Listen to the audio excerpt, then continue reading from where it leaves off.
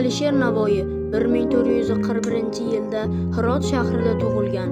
Uning to'liq ismi Nizomiddin Mir Alisher bo'lib, Navoiy taxallusi bilan mashhur bo'lgan. U yoshligidan ilm-fanga va adabiyotga qiziqqan, she'rlar yozishni erta boshlagan. Navoiy o'z davrida nafaqat shoir, balki yirik davlat arbobi sifatida ham faoliyat yuritgan. U Temuriylar davlati davrida yashab, mamlakat boshqaruvida muhim lavozimlarda ishlagan. Alisher Navoiy turkiy tilni adabiy til darajasiga ko'targan buyuk ijodkordir.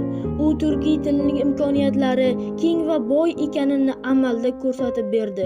Uning eng mashhur asari Hamsa bo'lib, u 5 dostondan iborat. Hayratul Abror, Farhod va Shirin, Layli va Majnun, Sabbai Sayyor va Saddi Iskandariy. Bu dostonlarda muhabbat, sadoqat, adolat, jasorat va komil inson g'oyalari ulug'lanadi.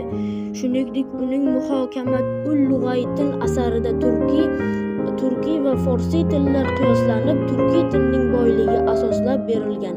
Lusot ut-Tayr asarida esa insonning ma'naviy kamolatga erishish yo'li badiiy tarzda tasvirlangan. Alisher Navoiy ilm, ma'rifatni, ezgulikni va insonparvarlikni targ'ib qilgan. U ko'plab madrasa, masjid va xayriya inshootlari qurilishiga homiylik qilgan. 1501-yilda vafot etgan bo'lsa-da, uning nomi va merosi bugungi kunda ham yuksak hurmat bilan eslanadi.